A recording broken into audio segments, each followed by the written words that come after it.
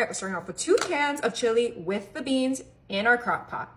All right, we're just gonna flatten that out so that we can place our 16 ounces of Velveeta cheese right on top of our chili. Yummy. This is gonna be a super easy and delicious game day appetizer.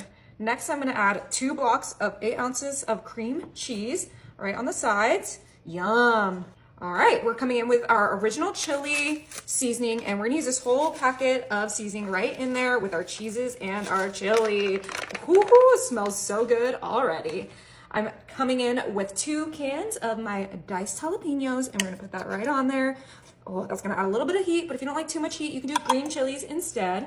We have 1 red bell pepper that we diced up, and we are just gonna sprinkle that right on top of our cheeses and our jalapenos and that chili. Oh, this is the ultimate game day appetizer because you got chili, you got cheeses, you got everything you would ever want all in the crock pot. We have 1 white onion that we diced, and we're sprinkling that right on top. We're giving this, appetizer a lot of substance, which is the best part. Believe it or not, that was not enough cheese, so we have our 1 pound of Colby Jack cubes that we are gonna throw in there as well. Make sure those cubes are nice and separated and spread out. They're gonna melt and just combine with that chili, that Velveeta, the cream cheese, and all that other veggie deliciousness. But this is ready to start cooking. We're gonna go ahead and put our lid on, and we are gonna set this on high. All right, it's been 2 hours on high. We're gonna go ahead and pop this on warm because we wanna make sure that it stays warm during the game. Oh, look at that cheese. It completely melted. It's time to give this a good mix. Oh, this is the ultimate game day dip. We have the cheddar cheese, the Velveeta, the cream cheese, the chili, the jalapenos. What more can you ask for? Look how steamy and hot this is. And you just want to make sure you get this completely mixed together. This is so great for football season. I cannot wait to make this every Sunday because it will get eaten up. And I did use the chili with beans, as I mentioned, chili that has no beans. It's just a preference thing. So let's just really give this a good mix. It smells so good. It smells amazing.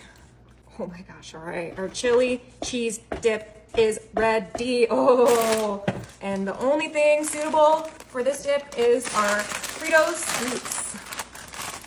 I'm so excited. It's gonna be way too good. I want to see it. Woohoo! It's gonna be really hot.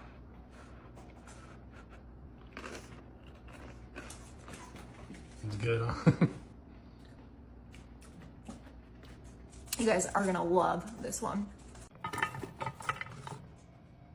right, that's 2 white onions that we sliced.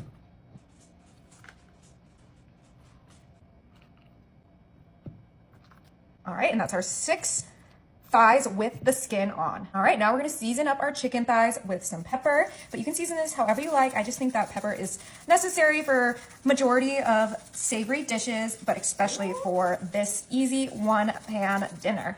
And then of course we're gonna come in with a little bit of salt, but if you're watching your sodium, you can skip the salt. But I really think that salt brings a great flavor to chicken, so I always have to add it.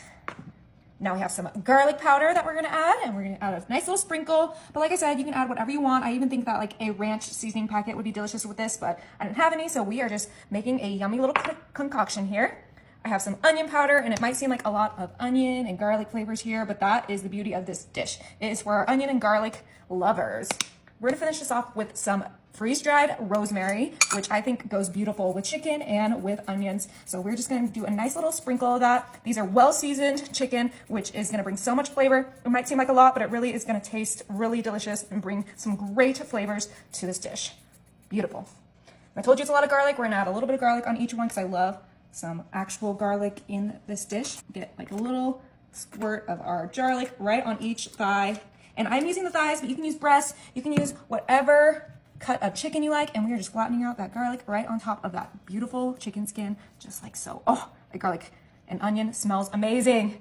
And we're not done yet. We have our Parmesan garlic sauce. Now this is the secret ingredient. You have to get this Buffalo Wild Wings Parmesan garlic sauce. It is incredible, especially on chicken and especially with those onions. It literally is a game changer. And I think we're gonna try to use almost this whole entire bottle because it is the perfect amount for the amount of chicken that we're doing.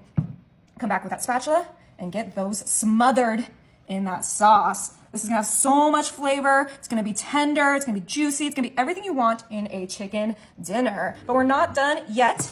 I am gonna bring in my Parmesan cheese shredded. And this is really just gonna bring everything together. I'm gonna do a nice sprinkle of our cheese right on top. Oh my, yum. All right, and this does need to be topped with some foil. We're gonna cook it for 30 minutes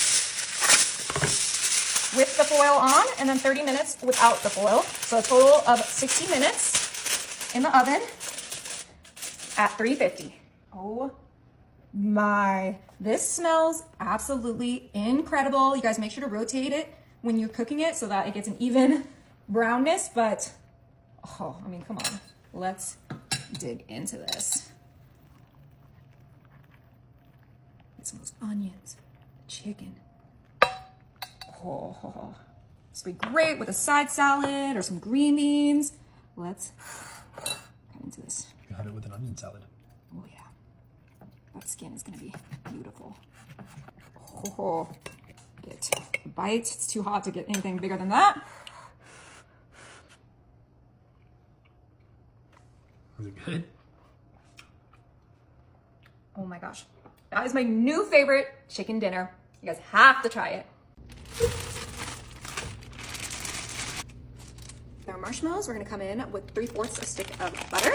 We're gonna keep that wrapper. We're gonna let our marshmallows and our butter melt on medium to low heat in our pot.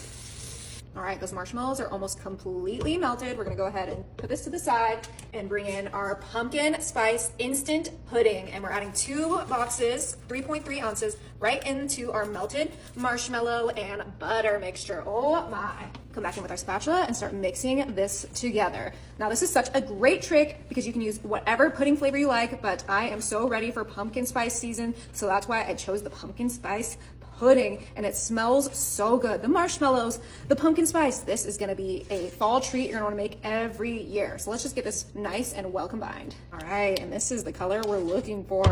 Now we're not done yet.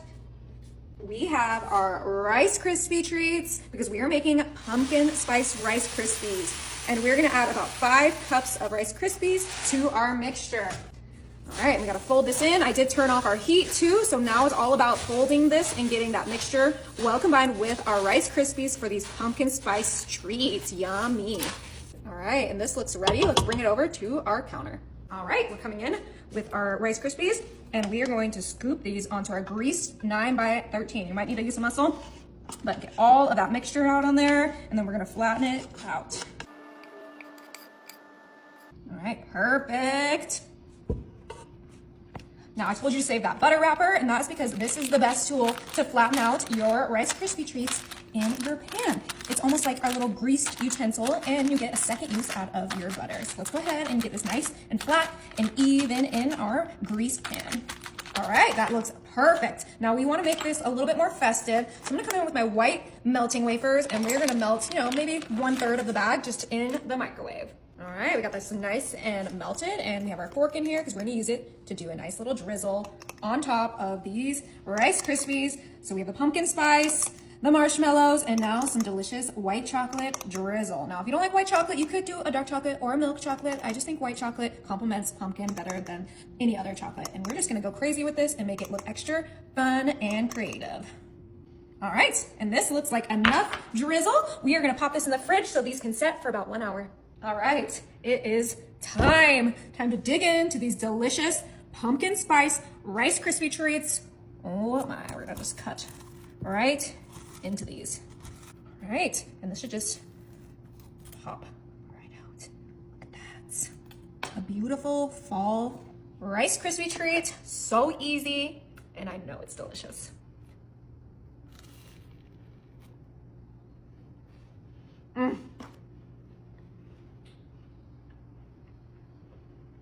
You guys are gonna love this.